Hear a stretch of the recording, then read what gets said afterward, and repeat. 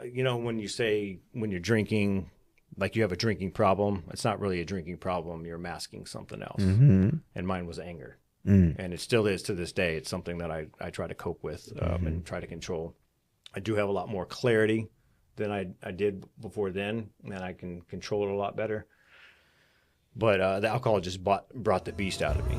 Connect with us on the Emotion Wellness Podcast for a transformative journey of human connection. Witness personal stories, improve your mental health education, and acquire valuable resources for optimizing your well-being. And visit emotionwellness.com for more information. Welcome to the Emotion Wellness Podcast. My name is Jason, and as usual, here with my boy, Mr. Frank Parisi, the hype man. I always get excited whenever he mentions my name. Do you notice that? The warm and fuzzies. Every podcast starts off like this. I want to start the podcast off by making sure that everyone is going to click and subscribe on YouTube to the Emotion Wellness Podcast, as well as, because I haven't been doing this, as well as make sure that you're following us on IG at emotion.wellness.podcast. Make sure you follow us. You can follow at Emotion Guy and at Frank Parisi 2011 as well. So I just want to start with that. And I also want to start with, we have an amazing guest locally here from San Antonio. Oh, man. We are just like so honored to have you, bro. Like coming out Monday night and being able to speak on what you guys are doing here in the local San Antonio community. Man, Jason was saying like, who should we have as a guest? And he said we should bring you and your partner on, man, next. I appreciate but that. man, just welcome to the show, brother. Absolutely. We are so honored to have you, and welcome here, man. What we want to learn a little bit about you is, I don't really know much about your past or your history. I do know that you have suffered some of similar to me. Yeah. We're heart brothers. Yes, sir. Right. Yeah. And we're brothers in recovery, man. Absolutely. So tell us a little bit about yourself. Where do you come from? Are you from Texas? Yeah, but first off, I'm blessed to be here. So thank you so much for giving me the opportunity. I think you guys are amazing. So I appreciate you guys coming out on Monday and giving you guys this testimony and what you guys do as well. So, but yeah, my name's Steven Meyer. I reside in San Antonio. I've been here for about 30 years. My dad was in the military. Then he went into ministry after that. So I've been here for quite some time. But about myself, married, 4 kids, sober, long time. Well, not long time, 3.5 years. Amazing. That's a long time. But it took a long time to get That's there. a long time. Yeah, it took a long time to get there. Yeah. But we started up our Sober Society. It actually started off as a clothing line. And it grew into something bigger because once you get stopped on the street, somebody sees the word sober on your shirt, it intrigues people. It brings them in, and then coming to find out that there's so many people on the outside that are in their darkness, and it just brings them out. Seeing that word sober kind of sets them backwards, right? And they see it and they want to talk and they want to engage. So that's when the nonprofit started, which now we're happily to say that we're a 501c3. So that's a blessing as well, too. And How long were you doing the clothing before the meeting piece started happening? I got to get some clothing. Yeah, I do. we're It's really dope revamping gear. as well, too. So 2026 is going to come with like full sets, sweatsuits, hoods, hats, everything. So it's going to be pretty legit. I'll buy a whole outfit. I appreciate you. Yeah, 100%. I think about 2 years. My wife got a shirt for me, said tattooed and sober because I'm sleeved out, my neck, the whole nine. So it's kind of a one-off shirt. And that's what got people's attention. So we did that for about 2 years, but as we kept seeing everybody come off the street and say, man, I'm sober too. And again, coming back to that camaraderie, they wanted to talk about it. They were like, hey, I'm just like you. I'm not alone. That's the big thing. You're not alone. And that's what we kind of marketed it around. 2 things, I'm a believer, Jesus Christ. So on our shirts, we have that as well too with Isaiah 41:10. You're not alone. But the actual verse, fear not, for I am with you, that you're not alone kind of goes 2 parts. It's 50% of the community, knowing that if you're going through something, you're not alone. And also, you're not alone because, he's got your back. God's walking with you. So, 100%. Man, I love that, dude. Yeah. What was the catalyst to start the Sober Society brand? From the get-go, I just really I wanted to make a difference. You know, again, it was just a personal choice of her getting a shirt made for me, and just seeing how people lit up afterwards. You know, seeing them coming out again their darkness and being around like-minded individuals. That's what really started the brand itself. Seeing the community come out, having groups, having men, and once a month we do have a once a month thing to where we bring the families together, because we have our men's group and we have our women's group that my wife started as well too. And she's not sober, but the key thing with the women's side is not just about sobriety; it's about the people that are supporting ones going through sobriety. Absolutely, Kathy. Yeah, You're gonna have to. I'm telling the camera, Kathy, you're gonna come down to San Antonio and be part of this. It's my wife. Yeah, 100%. Yeah. And that one's actually going to, I think, blow up a lot more. I mean, the men's, you know, we have to have that rugged texture on the outside. That's what we're groomed to be as we grow up in life. But actually getting these group of men in this one setting and seeing tears come down. Oh, it's beautiful. You know, raw stories. And it could be a raw story. It could be a spiritual story. It could be anything. It could be a health story. You know, sobriety does not discriminate. Yeah. You know, Yeah. I love about it. You know, and if you have that mindset that you know it doesn't discriminate, and you come in, you don't be a prisoner of your past. All right, we're with a group of people, and we get it. 100%. So take us back, brother. Like, take us back through the journey. You know, I don't even know. Like, what was your and I do want to get back into what you're doing with Sober Society, but I want to learn a little bit more about you. Yeah. Like, what was your drug of choice? Or was it alcohol? Was it drugs? What started that? Man, it's gonna take me way back. Yeah. 46 years old, so I really didn't get into drinking until I was in my late 20s. But you know, I'm probably gonna get choked up a couple times here talking this story. So I just gave my testimony for the first time about 2 weeks ago, and I lost my dad this year. And sorry for that, brother. Yeah, sorry, appreciate bro. you.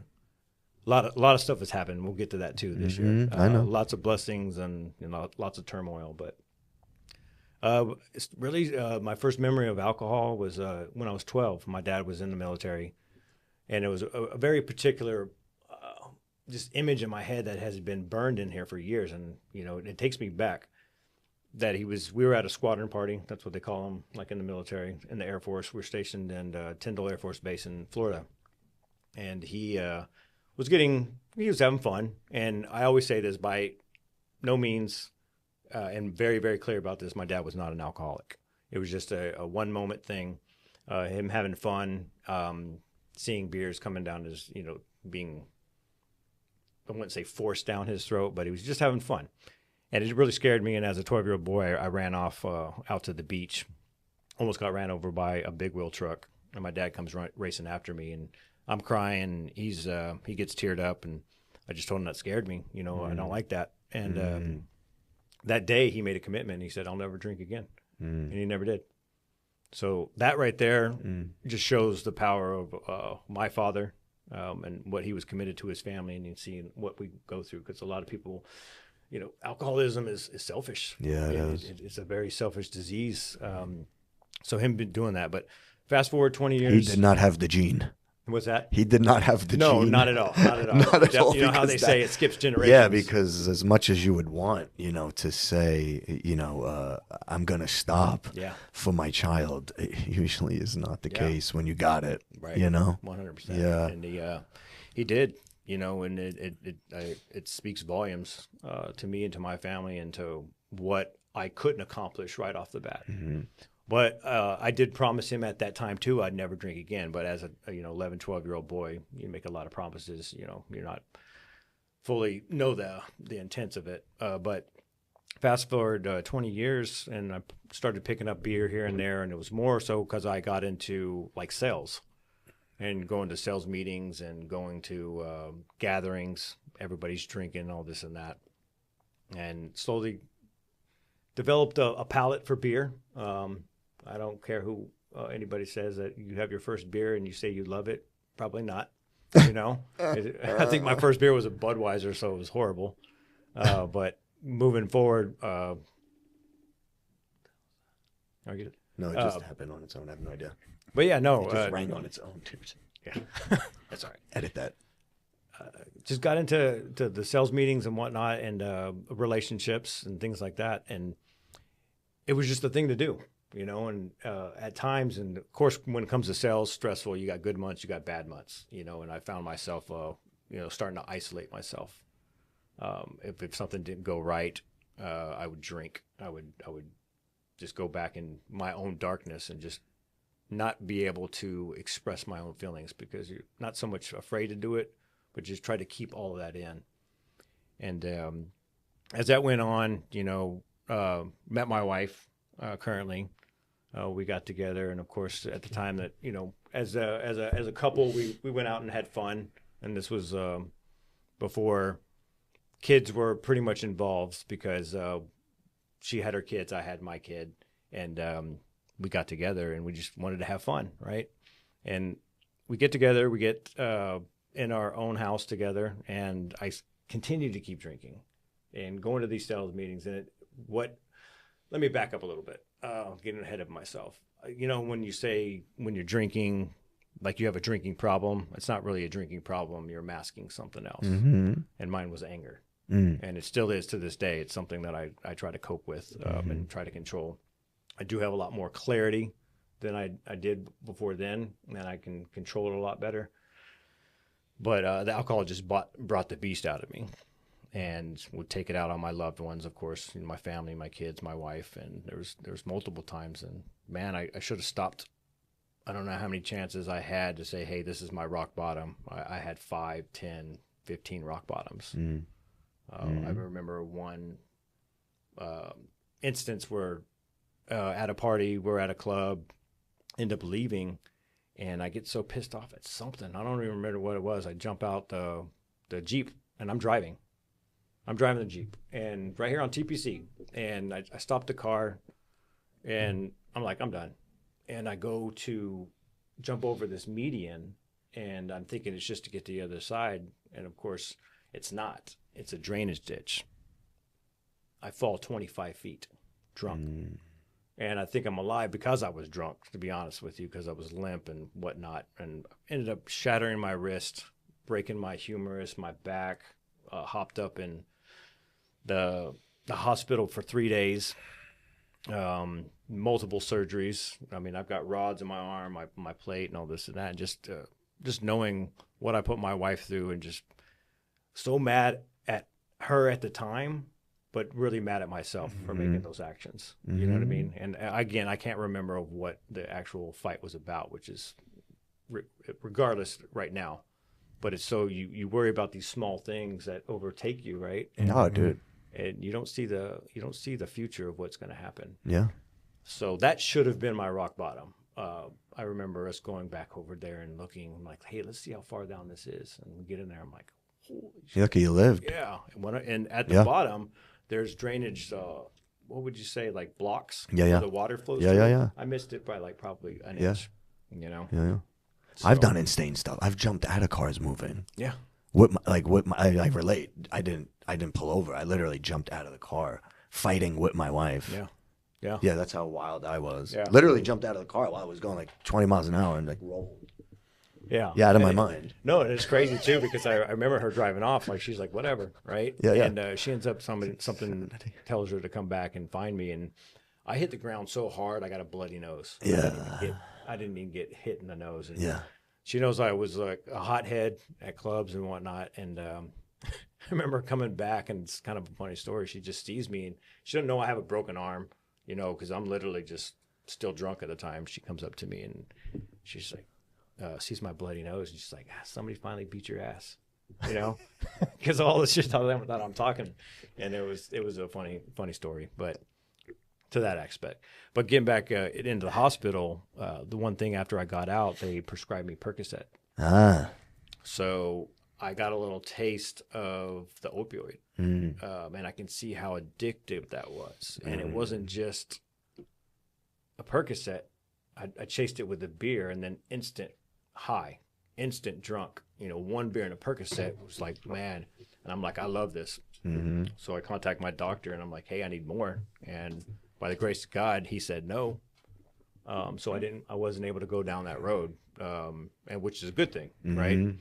And I can just see how addictive that drug can be because, again, having 10, 15 beers, that one Percocet just did it all for me. Which is actually not usually the case. A lot of doctors would have prescribed you. Yeah. So Yeah. it's like God was working for you. You know what I mean in that moment, because a lot of doctors would have just given you the script. So. Absolutely, and go back to the OxyContin days, man. They were just Handing them out. Like, so I was blessed to not go down that road. So, but again, that didn't stop me. I started, my wife would have a nice glass of wine, and I always was envious of her because she can have a glass of wine and just stop. And I'm like, all right, well, let's crack up another bottle or two. And then I graduated to whiskey. We lived right down to a distillery, and my choice was Texas Ranger, which was wonderful for me at the time. And the whiskey was really what brought out that devilish anger, and I'd be violent. I would be violent with my actions, with my words, with even my thoughts. My thoughts were the main one that was just violent. The things that I thought of, and then we all suffer from resentment, when we're going through addiction, and that's what really drove me was this resentment of just life. Got laid off from my job. That's what really kickstarted this whiskey journey, I would say. As Chris says it, he says his drinking career, which I love. But going down that road, it sucked. And so that was most of my journey. But really, what kickstarted it for my sobriety was about 3.5 years ago on May 1st, 2022, is I hit my rock bottom. From what I remember, because I blacked out for 5 consecutive days, and I know little hints here and there. But during that time, I kicked my wife out, kicked my kids out. I barricaded my doors.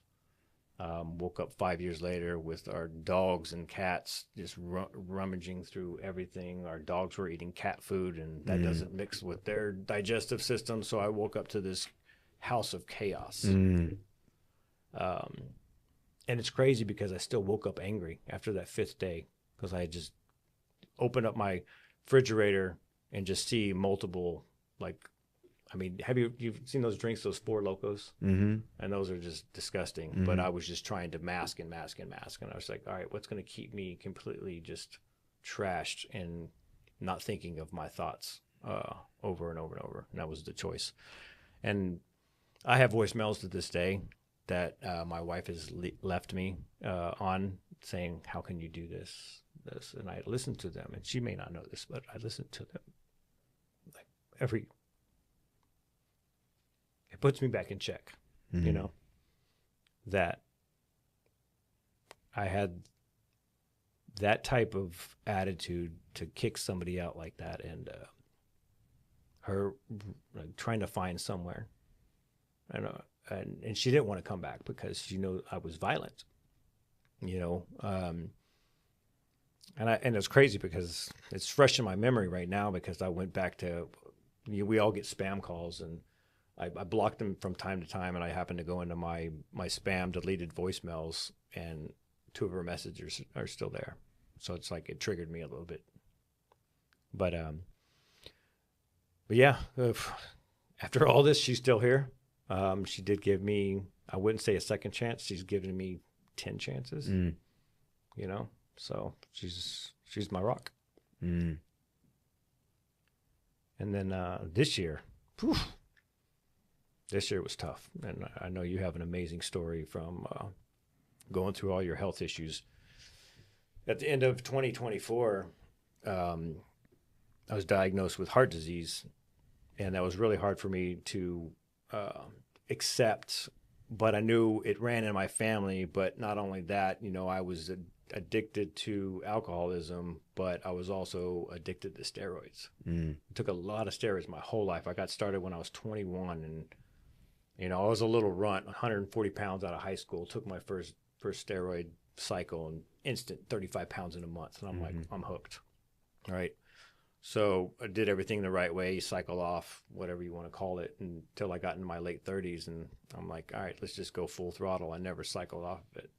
And of course, to this day, my doctor would tell me I didn't have, it wasn't because of steroids. It was more genetics, but it did play a role. Absolutely. You know, there's some pretty harsh ones out there, but I always wanted to stay lean, and this ego-centric attitude of being out and like, oh, look at me. But what does that do? It doesn't do a damn thing for you, because whoever you're trying to impress, that dude or that woman goes home and like, that's not me. You know, who cares?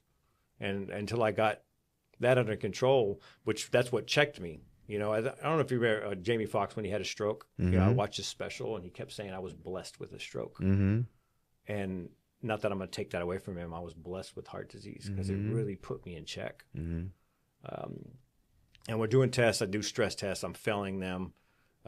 They schedule a stent. They're like, okay, you have some type of blockage, so let's go ahead and get that stent put in.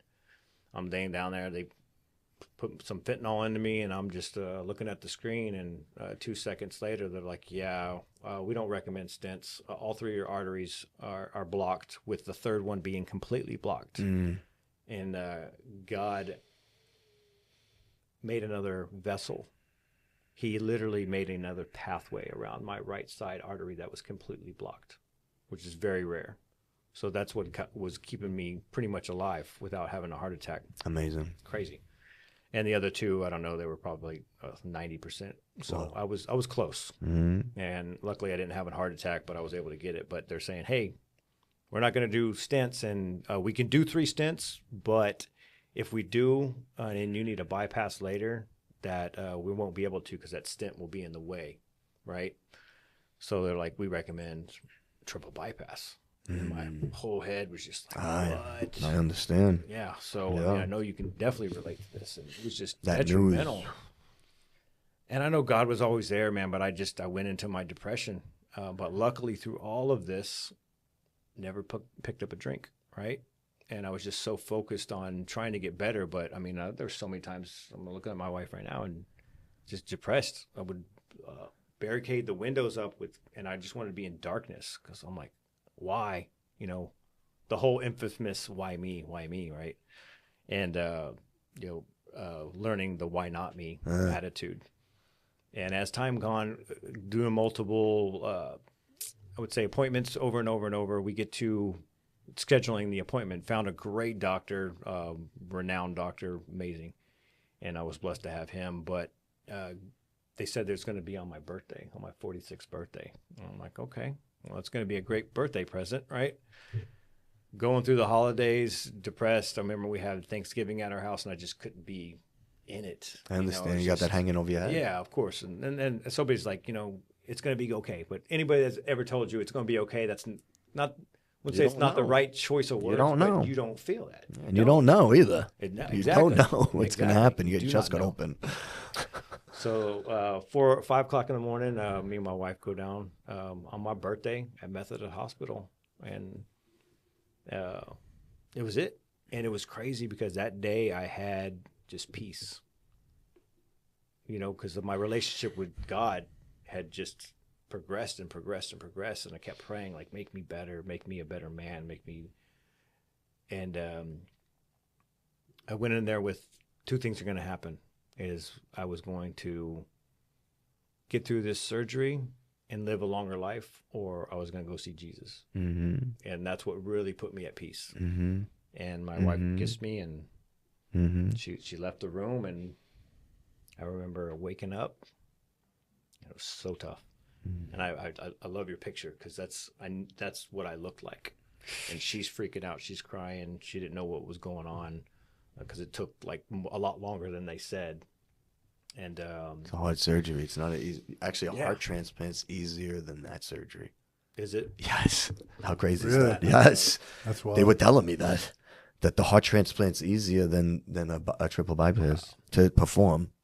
That's crazy. I know. How crazy is that? I know.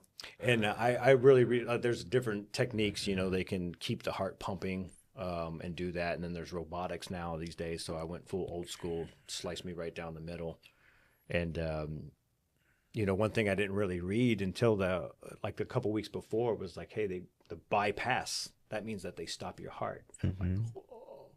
That's what really like. I had no heart in my body. Yeah, exactly. I don't know how the hell they do it. Yeah, that's crazy. I guess I don't know if they do the bypass. They put like an ECMO machine in to make it flow everything. Yeah, it's wild, man. All the respected doctors, man. Absolutely. They go to school for this stuff. It's that's where medicine's good. Yeah. There you go. Yeah. I'm glad you said that. Yeah. The other side of things, no. No. Not so much. Yeah.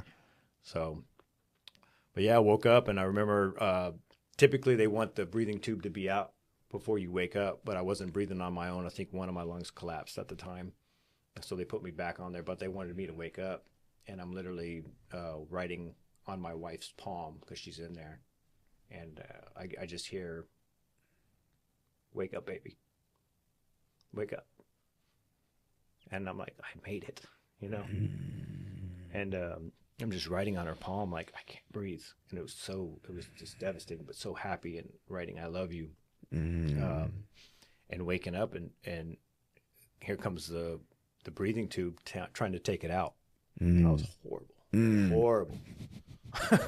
It is not fun. And I got tubes in my body. And I remember it was wild, but everything goes back to me and God. And I was so grateful for it. I was, and my prayers were answered. My family's prayers were answered. And through all that, it was wild, just to think that never picking up a drink, never had that thought. I was blessed enough to turn that faucet off. I had a small amount of recovery, like therapy for about a month and things like that. But I was able to cut that off and just not look back. Yeah, I was going to ask you, so you have this 5-day blackout. Yeah. And then you at some point had to realize you're saying that was your bottom.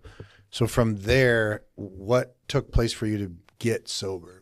Did you go to a program? Was it like, for some people, it's like I started going to meetings. I went and saw a therapist. I saw a doctor. Like, did you just wake up and like, what helped me understand that process? So when I woke up, it's crazy because I texted one of my good friends and we actually worked together. And I had texted him the word shotgun.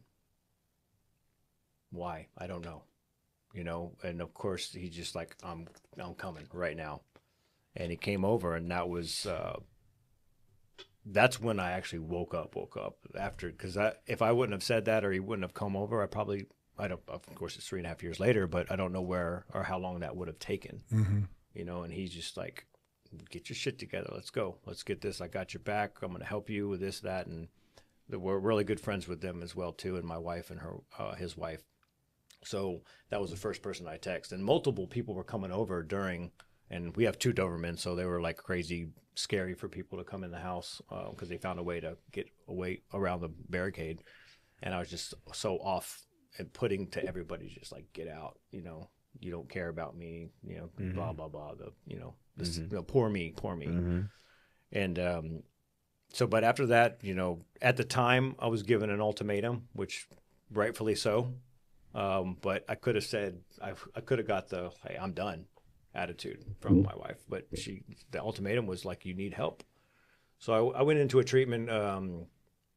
It was SARC in San Antonio. It was a IOP. It was great. I loved it. And at the time I was doing it for her, which is, here's the key, is like for somebody else. That's not true recovery. Recovery is when you start doing it for yourself. And that's where you got your sobriety date and then you got your recovery date. Right? Until I learned that I actually was becoming a better man and feeling like I was doing it for myself. That's what encouraged me to keep going more and more and more. Not to say that I got my wife back and I got you in my grasp again, She just saw me continuing to go down that path.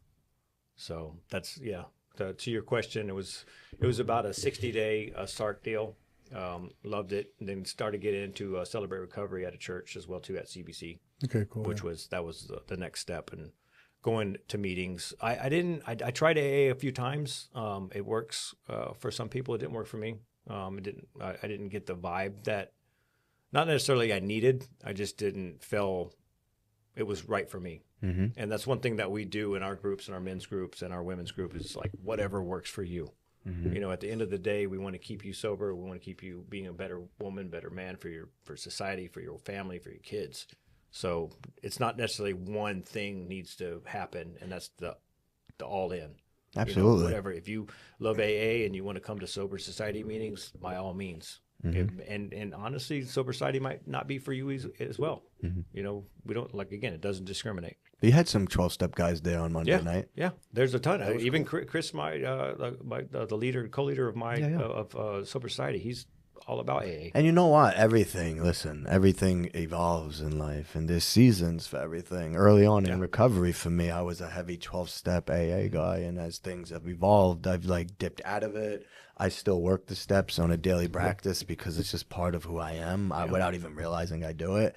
But I'm not a member of the AA fellowship the way I was. I'll go speak at a meeting or something like that, but I'm not attending daily. But there's other practices that I do and protocols that I have in order for me to, stay sober and vibrate at the frequency that I have. So I agree with you completely. There's all different strokes for different folks, man. And we're all just trying to get to the mountaintop, and we all got different donkeys and different paths. So each of us have a different donkey and a different path, but we're all going to the same place. Yeah. You know, we all want to be with God and sober and out here evolving and elevating, creating and serving. One thing I definitely want to highlight, because we don't get to highlight this so much, and I have to, because what I heard in your story is you're amazing. You're an amazing human being. But even more than you, my brother, and even more than me is your wife. Yeah. You know what I mean? And I have to shout you out because you remind me of my wife. And if I'm not who I am without Kathy, bro, that's just the reality. I mean, she put up with years of my stuff. She defended me in court. Right. There you go. You know what I mean? She's an attorney. She would defend me in court. Yeah. But she never gave up on me. Yeah. You know, and I think there's the true testament. I have to shout you out. I'm sorry. She's in here. His wife's in here, so we just want to shout her out and shout out Kathy for a strong woman, you know. And Jason's got a great woman behind him right now, too, you know. Yeah. And that makes us more whole, I'll be honest with you, when we got that strong woman behind us. You know, so I just wanted to shout you out. Oh, and I appreciate you doing that, because we actually had this conversation a couple of weeks ago, and I don't know what it was about, but at the end of the day, she's just I do all this over. I do all the heartache over to see where you're at right now. You know, how? Dude, you're winning. What do you say to that? You're winning. You know? We're blessed. You know, it's wild. So, and not everybody has that. No, they don't, dude. And that's true abundance. Yep. You know, to have that partner supporting you on your journey. Yeah. Seeing you. You had mentioned this, and I wasn't going to say anything, but since we're talking about the power of the commitment of your wife and your experience, right? So oftentimes there's this messaging around what you had said, and I think a lot of it's taught to us when we're getting sober. I understand the value of I got to do it for myself, but for a lot of people, even though you're going to the ultimatum is if you don't go get help, I'm going to leave, right? I'm assuming it was in the realm of that. Because you're going to save your partnership doesn't mean you're not going for yourself. Sure. Part of who you are is your connection with your spouse and your wife. And so to deny that piece is not, I don't think it does it justice, because I hear that a lot where it's well, you're not doing it for yourself. I'm well, wait a minute.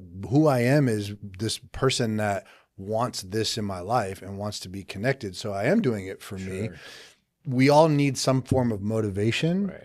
Oftentimes the bridge to self and the self-concept is so poor. I mean, you have to think about this process, right? We didn't get the relationship to alcohol that we end up with. We didn't get there because we feel good about ourselves. Correct. Yeah. So why would I do it for myself? The expectation that you're going to end up doing it for yourself is a bit ridiculous if you understand addiction, right? Because it's I don't want to do anything for myself because I just want to do what I want to do for myself based on my anger and my resentment and my hatred is I want to lock myself in my house. I want to piss everybody. You know what I mean? I want to hide for 5 days and I want to destroy myself. And so it's the love of other people that moves us in that direction. And if it pierces the veil and gets deep within us, which it clearly did for you two, that's part of who you are. You know, so I just wanted to honor that piece too, because I think I hear that a lot, people in our program, and it's this thing, and it's well, whatever gets you in the door, man.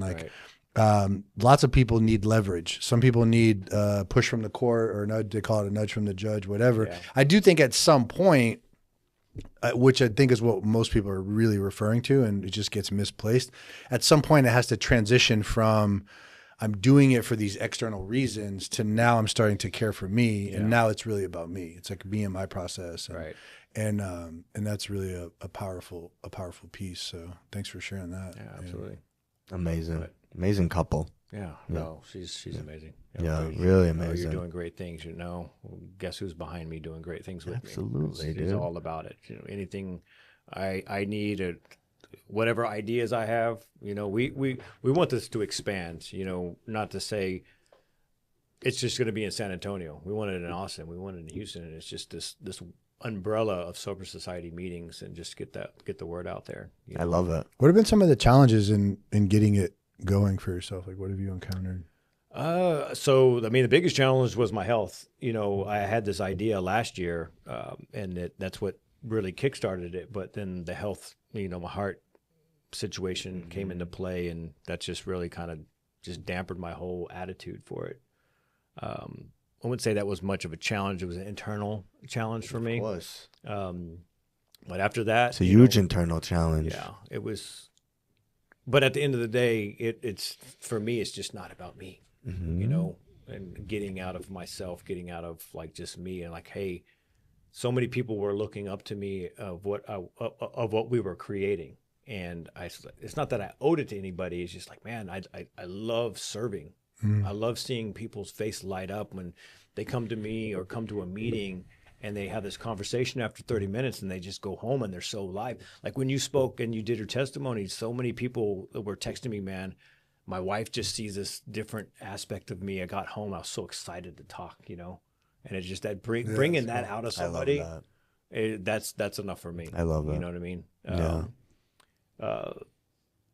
So in 2025, I had my heart surgery, and that, of course, the challenges that you were bringing up.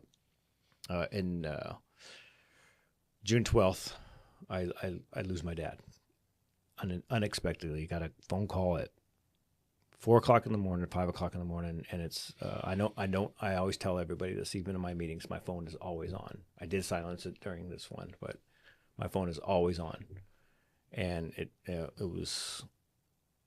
went off at 5 a.m. and it was my mom, and I'm like, I already knew something was up. Like, my mom don't call you at 5 a.m. No, I hate those. And I'm just hysterical. My mom's on the phone. She's like, you need to come over. Dad's not breathing. They're performing CPR. And nothing's wrong. My dad was an amazing dad, amazing person. You know, he was one of my biggest heroes to see him go from what he did for his family. He was just so committed to his family. Walked every day, exercised every day. He wasn't a big guy, 150 pounds, 5'5". So but he was just so encouraging to everybody. And then I get this phone call, and it just devastates me. And my wife's just like, be careful going over there. And I'm peeling out, drifting everywhere, trying to just get over there. And just like, I get over there and I see him, and he's just on the ground, you know? And I just get down with him, and I hold his hand, and it's cold. And I knew he was already gone. I know they were working on him, and it was just a hard day for me.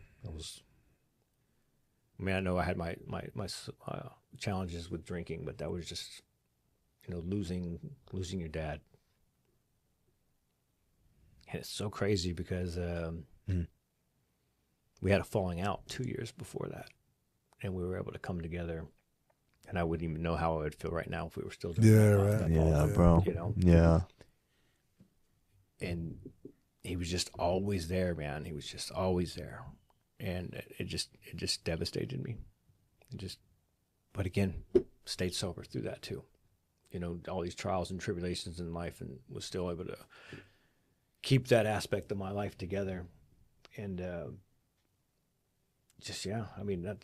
it was rough. It was just a weird feeling. I've lost, loved ones and friends before, but just losing your dad. I know. And, my wife was so helpless. She felt helpless. She, like, what do I do? I can't do anything for him. And it brought my brother back into my life, because we didn't talk for, we never really had a strong bond our whole lives, but we were blessed to be able to do that. So yeah, pretty challenging 2025 year. I will say there was quite a blessings in there to get the nonprofit started. So going back to your challenge, that was another challenge of mine as well too, on a personal level. I would say not really many challenges of actually getting it, legalized as a 501c3. We started up the group and it formed. Like people got word, and it was word of mouth, and we started up a group chat as well too on GroupMe of an extension of the meetings, and we're already up to 93 men on this group chat that talk and just do encouragement and daily, amazing. Yeah, just daily messages to bring people spirits up, or you got this, or it could be sober curiosity as well too. The term sober curious, there's a lot of people that they're curious about it. They want to see the lifestyle. What are you doing? Have you had any like conflict, or because sometimes when people, and we've had other guests that have I think of Dr. Hart, where people are trying to create and empower and serve in ways where sometimes it's met with, like, I met a lot of resistance early on. Everybody was in my Arizona when I first started. It was a lot of really not well people, but it was like, oh, you think exercise is going to replace AA? And it's like, I'm not trying to replace anything. Have you had any sort of like any conflict with people thinking you're trying to do something or copy something, or you know what I mean? They get that more from the AA crowd. I definitely don't. Yeah, exactly. Yeah. That is this like this attitude. I wouldn't say not in conflict, more so like I always like say to people about our group, it's the outlet. This is not the therapy session. This is not the wellness session. But of course, comes back to your own therapy. But we're the conflict of people thinking it's like a step program, and it's not. And I'm very clear about that. Maybe we'll get to that later on. But teaming up with people like you and gentlemen like you, I love it. Because this is going to be something to where, hey, we got our meetings, and if they need some help, hey, emotion wellness. Yeah. And vice versa. Once they get out of emotional wellness, they go absolutely to the great support groups. Exactly. It's all about serving the community and what we can do. It's not selfish. It really doesn't need to be like one. There's really no exclusivity when it comes to the path to it. Doesn't there can be, meaning like people create it, but there really doesn't need to be. Like there's all the pieces that we've talked about today, whether it's 12 steps, sober society, getting a physical fitness, being a member at a gym, like all of those things can exist together. Like one person could be part of all of them, and it just kind of creates one may be part of your life. Like 12-step recovery was for me for half of my sobriety for the first 11 years, and the last 11, it's been just not really part of my sobriety, you know? And what's at the core of my recovery, and it's a common thread between you said it already, every single person that comes on here is service. Always. That's the common thread, right? So when the people who are creating prayer stuff, things, opportunities, really impact, the most impactful of the people that we've met are ones who are rooted in service. It's never the guys who are trying to be shiny, or you described that like mentality back when you were younger before you got sober, right? Of like the steroids and the image. It's like image maintenance. I got to create this thing so you think I'm something. And when that gets dissolved and no longer exists, and you're literally just serving for the sake of serving because it's what you're driven to do, really incredible stuff happens. And as hard as like the heart stuff was for both of us, like for me, it was such a humbling experience that it made me realize that none of us are anything and all of us are something. Yeah. You know what I mean? Yeah. Yep. But I used to have some ego around things that when I look back at myself, I didn't like a lot of things about myself, not even aware of it until after I went through the heart transplant. Yeah. I became a way better version of myself. Way better version of myself. There's like very little ego, and me saying that shows there's probably some ego, but there's like I'm not nothing. Right. I'm truly the vessel to serve, and I'm here to just help, and that was the deal I made with God. Yep. And whatever happens in between that is gonna happen, but I asked him to utilize me to be able to be of maximum service to everybody. And then that's what separates us from the next guy or the next group that comes up, like you said, the community. I don't ever say, hey, you just need, like, if you go somewhere else, you're going to make me upset. No. Whatever works for you. We want people to just be better. Exactly. Live a life of abundance and go out there and, create families and businesses and careers and just live a great life. That's what we're here for. Going back to that, like I was, the ego aspect of my life is just chasing perfection. I always did that, and I have this mentality like of perfection still. Like even when designing the clothes and things like that, I gotta have it a certain way, and it is definitely another aspect of my life that can get out of control, and I'm still dealing with that. But chasing perfection, you're never gonna get it, and until you realize that, like, hey, take that step back, take that breath. Like you said, we're here to serve. We're not here to be just this one-sided person. No. I know a little something about wanting things a certain way. So. Yeah. It's a blessing and it's a curse, but if it starts to rule your life in the world, and there's so many times even this week we're redesigning everything. We're relaunching our apparel line in 2026, and she's just like, be present. Because I'm just on my phone, just like talking with ChatGPT and talking with overseas companies, and she's just like, be present, and yeah. So she's always putting me in check, in a good way. Yeah, in a good way. I love that. We got 4 kids, and she holds the house down 100%. We got 3 girls and a little boy. So how old is the boy? He's 8. Dude, we gotta get together. My son's 8 too. Yeah. I live out in Austin, but we gotta get together. Nah, it's you said South Austin, right? Yeah, I live in Dripping Springs. So I literally from here, I'm an hour and 12 minutes from. So you go this, right you here. go 281 then. 281 straight up perfect. to 290.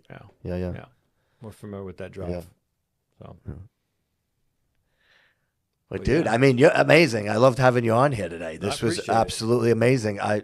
What's next for Sober Society? Just the women's division, which I know we shouted out my wife. And going back to 2025 real quick, of having those turmoil moments, I do want to shout out me and my wife, because after 10 years we actually got married. Holla! Let's go. So in all the turmoil, let's get her in your shot right now. Come on up here. Come on in, show her. This is the woman. Let's bring it together. We gotta bring her in. She's the strength behind all this. She's a big part of Sober Society. I love it. We were able to get married by Pastor Ed over at CBC. Love it.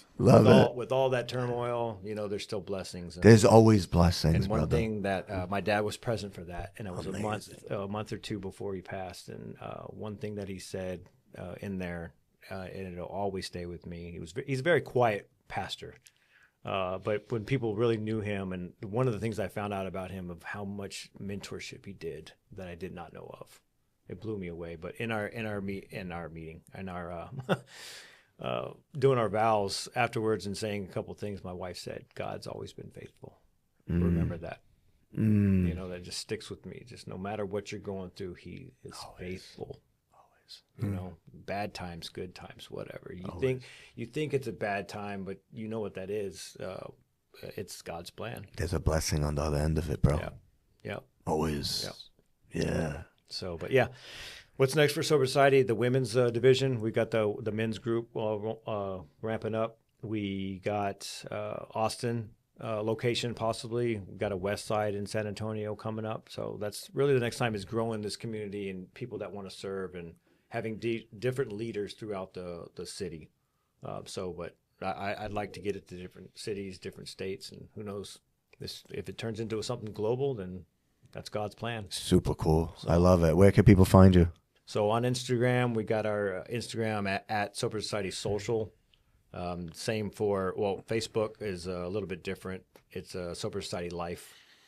But we have our website, sobersocietyapparel.com. It's very scarce. If you do go on there right now, we're very limited because, again, we're revamping it. But, yeah, the main source right now is Instagram. Awesome. At Sober Society Social. Awesome. Definitely go cop the gear. It's fantastic. It's amazing. Also, please make sure you go to YouTube and like and subscribe to the Emotion Wellness Podcast, and follow us on Instagram at emotion.wellness. emotion-wellness.podcast. And also follow us on Instagram at emotion.wellness.therapy. Follow my brother Jason Turner at E_motion guy. All my the links are in the bio. All of our links are in the bio. Thank you so much for coming on today, my brother. I look forward to our relationship growing. I can't wait to get Chris on. Yeah. And amazing. Thank you so much, guys. Thanks for having us. Thanks for coming on. Bye-bye. Thank you for connecting with us on today's episode of the Emotion Podcast, where we discuss all things mental health. Connect every week as we explore incredibly intimate stories of persistence and hope, delve into mental health education, and explore valuable resources. Available on YouTube, Apple Podcast, Spotify, or wherever you get your podcasts. And visit emotionwellness.com for more information.